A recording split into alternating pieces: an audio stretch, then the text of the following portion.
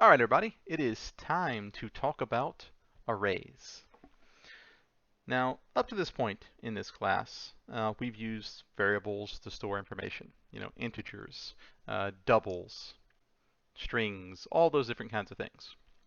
Int number 1 equals 9, right? Int number 2 equals 4. String name equals Bob. And that's been very useful, and it's always going to be useful. But there are times where you might want to store, you know, 10, hundreds, thousands, millions of different variables in a project, in a program. Maybe you want to dump a database into some variables. If I had a database of 1,000 things, I'd have to make 1,000 variables. Int, field 1, field 2, field 3, and I have to name each one specifically, which means in the code, I'd have to go in and, whenever I need an if statement or something to change it, I'd have to write specifically that value. And that would make programs ridiculously long and unwieldy. So what we're going to use is what's called an array. Now, an array is basically a structure, a storage structure that allows you to store information. So let's pull up good old-fashioned Paint to give you an example. Now, this is basically how you would visualize an array. So I would draw a box, and instead of looking at that hideously ugly line, let's use the built-in line tool instead to make it at least somewhat pretty. At the very least, it'll be better than it was. All right, so this is kind of how I envision an array. Now I'm just going to make a couple of slots. You can think of it kind of like a shelf if you want. I can make an array and I can give it a name, array. When I name it, I can name it numbers, I can name it whatever I want. I'm just going to call it array. Now, we have 4 options in this little spot, right? This is slot 0, slot 1, slot 2, slot 3, like that. Now, whenever I want to put something in here, I designate, where I want to put it. So for example, let's say I need 4 variables, right, in my program. I could have int number 1, number 2, number 3, number 4, 4 different variables. And then I'd have to juggle calling and running and printing each of those 4 variables. If I use an array, I can store all those variables with basically a single line of code instead of making 4 different ones. I can access all of those variables with 1 or 2 lines of code instead of maybe 10 or 20, depending on what you're doing. So an array is a lot easier to use. Now, there's actually a couple of different structures you can store information in. An array would be your most basic one. There's also something called an array list, which is similar to an array except it has a few extra options to it. There's linked lists, there's trees, there's all kinds of ways to store information. But this is the most basic out of all those for the most part. So let's say I want to put a number in here. I'm going to say 5, right? I'm going to put 3 here, and 7 here, and 9 here. So, ta-da, I've got some numbers stored in here. Now, if I wanted to access, let's say the 5, I would have to physically write out array 0. And it would look a little something like this. That would be location 0. I wanted to access, 7 there. Well, that would be array 2. Now, arrays in Java and most languages always start with 0 as the prime number, I guess you can say, the start of it. There are a couple of languages where they start at 1. No one talks about them. It's 0 in every other language. So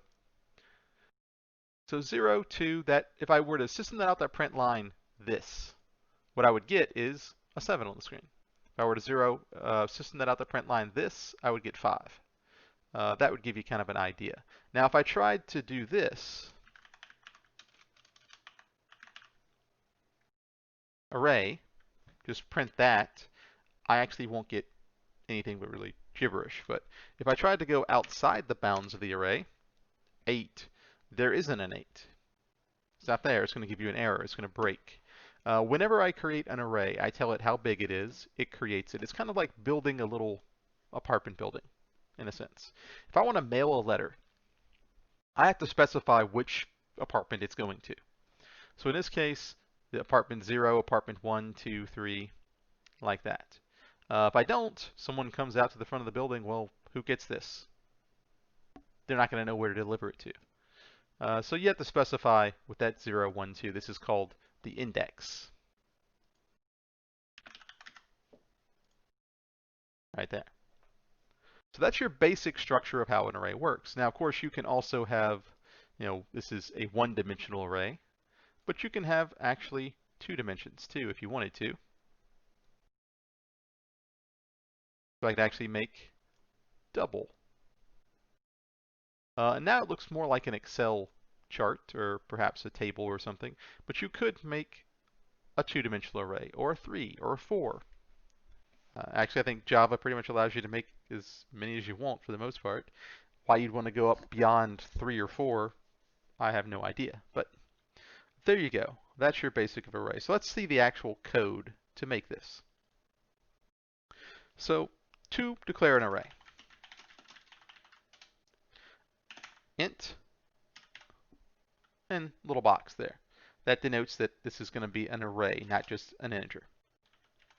And I give it a name. I'll just call it array. It can be anything. It could be numbers, chicken. I'm just going to call it array, let's say 1. Equals, now I could leave it like that, or I can say equals new array, or I'm sorry, new int. And then I have to tell it how big it's going to be. 4. There we go. I've created an array with 4 slots. Much like what you saw in my picture here. I've got 4 slots. Now, the issue here is, let's say I tried to print. I just, print array 1. All right, I'm not denoting a location, an index. You're going to get this. Look at that. It just gave me some gibberish. That's actually a pointer. It points to the location of this array, which we'll worry about the pointer situation later. But what if I try to print 0 or slot 1? It just keeps giving me a 0. That's because whenever you declare an array like this, it always defaults all the values to 0. So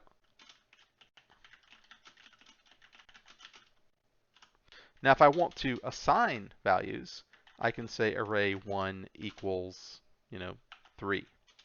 Array 2 equals 5. Actually, I think I did 5379 before. So let's just go with that. And it's array 1. Array 1, 3 equals 7. Array 1, 4 equals 9. So now I have the exact same array that I had in my little drawing here, 5379. And if I run this, what is slot 1? Well, actually, whoops, I messed up. I got a problem here. And I'm going to run it because I was going to do this anyway, but I'm going to get a crash. And you will see this whenever you're dealing with arrays. Array index out of bounds exception, 4. And it highlights this line here. Now, whenever I created this array, I said there were 4 slots. Now, the first slot is 0. Second slot is 1. Third slot is 2. And this slot is 3. So if I go outside of this structure that I've created, I get this crash. Otherwise, it'll print, just fine. So that's another common error you'll see. Someone tries to print and then they print outside the bounds of the array. If you get array index out of bounds exception, it means you're printing beyond what the array is set for. Now for this, I set this to an actual value. I could instead use a variable if I wanted to, int num equals 4, and then just use num. That's perfectly valid. And this would actually allow me to make this array any size I want. Maybe this is user input, and I want to make 100 or 1,000. I could literally change the size of this array and how many variables there are with the clack of a keyboard.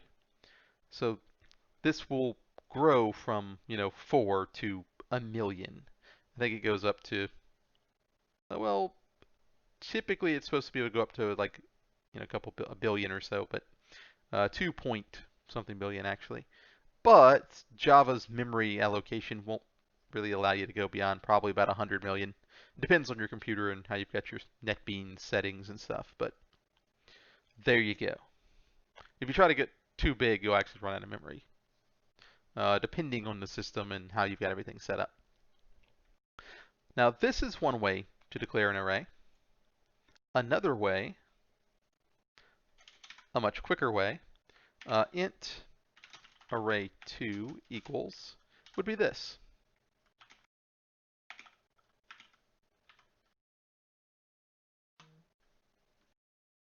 There we are. And as you can see, my little array here is created. And it is exactly the same array that I created up here. I just did it with one line. If you already know your set numbers, you can go ahead and just pluck them in just like this. If you want to do it this way, it's a little bit longer, as you can see.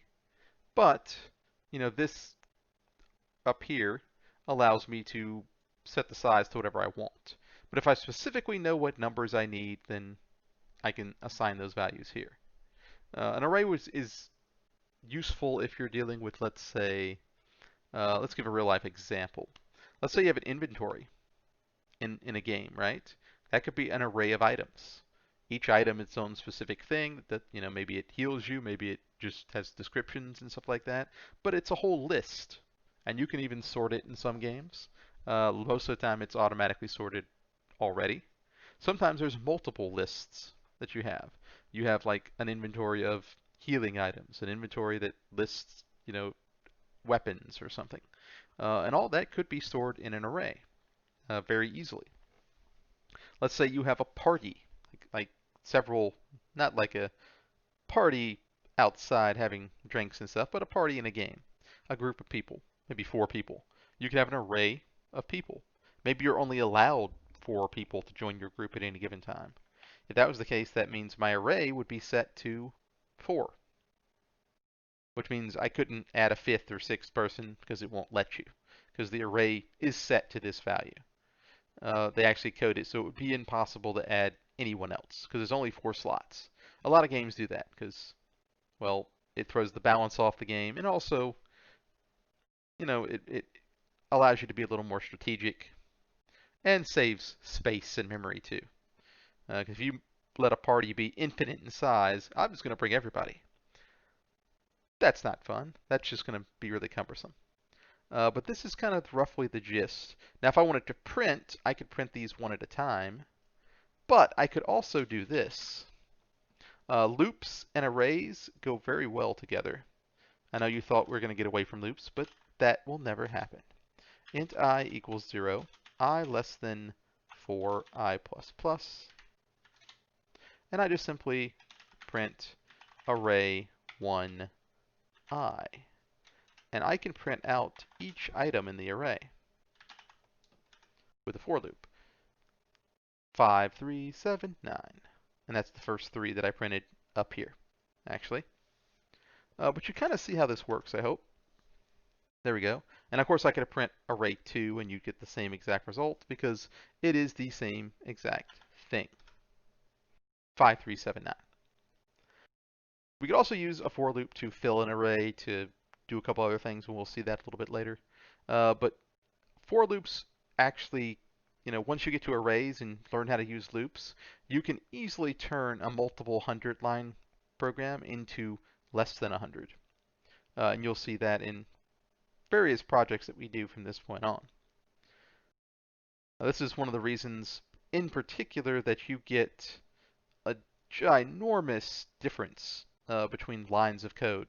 Like nobody's code should look exactly the same just because of this. If you are smart and you know how to use a loop, you can sit there and just squash down a program and have significantly less work ahead of you. But it does make things a lot more complex. I always tell everybody sometimes it's better just to write it out the long way.